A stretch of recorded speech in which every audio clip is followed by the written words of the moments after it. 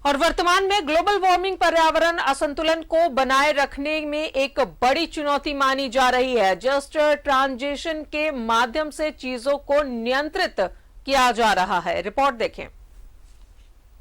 भारत सहित पूरे विश्व में ग्लोबल वार्मिंग, पर्यावरण असंतुलन, जलवायु परिवर्तन के कारण कई नई परेशानियों से दो चार होना पड़ रहा है। वर्तमान में पर्यावरण संतुलन को बनाए रखना एक बड़ी चुनौती मानी जा रही है। जस्ट ट्रांजिशन के माध्यम से चीजों को नियंत्रित किया जा सकता है।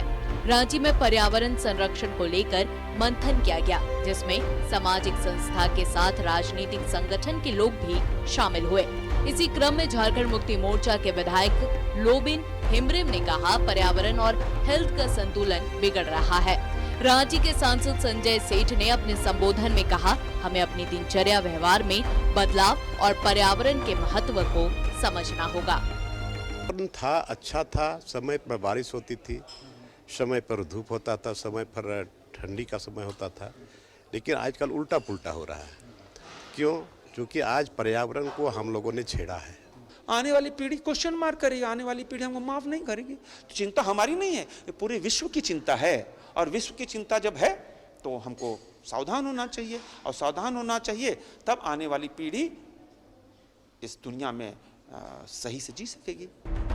झारखंड में बिजली उत्पादन का एकमात्र माध्यम कोयला है। राज्य के कई इलाकों में पर्यावरण प्रदूषण से आम लोगों की परेशानियां बढ़ती जा रही है।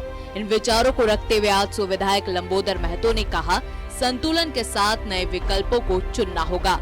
विधायक प्रदीप यादव ने कहा, जस्ट ट्रांजिशन के परिप्रेक्ष्य में संतुलन बनाकर काम करना होगा।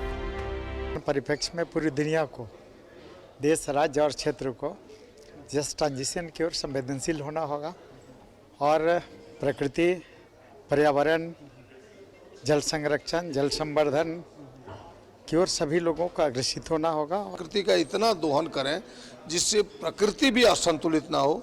अगर इस दोनों को बैलेंस करें तभी ये रास्ते ठीक होंगे, वरना जो आपने सामने देखा है, जो आपदा आती है उस प्रकार की आपदा सामने आएगी, लोग डरे हुए रहेंगे, मौसम असंतुलित रहेगा।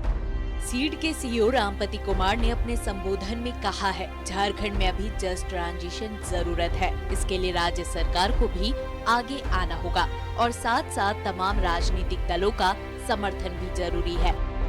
झारखंड की जो अर्थव्यवस्था जो जीवाश्म ईंधन के ऊपर आश्रित है, अगर वो एक नई अर्थव्यवस्था जो खासकर नवीन ऊर्जा की तरफ अगर बढ़ेगी, तो वैसे स्थिति में हमारे झारखंड राज्य में रोजगार के ऊपर या अर्थव्यवस्था के ऊपर क्या असर होगा, इस चीज़ों को समझने के लिए और आगे के दिशा में नीति निर्धारण करने के लिए इस कार्यक्रम का आयोजन किया गया है। अब बदलते समय में संतुलन को बनाए रखने के लिए और परंपरागत संसाधनों के उपयोग में कमी लाते हुए नई व्यवस्थाओं को स्वीकार करने की तैयारी चल रही है। धीरे धीरे परंपरागत चीजों की संख्या मात्रा घटती जा रही है। ऐसे में पर्यावरण संतुलन के बदलाव से बचने के लिए अब नए बदलाव की जरूरत है। न्यूज़ 11 भारत के लिए रांची से कैमरामैन विशाल के साथ अंजनी की रिपोर्ट।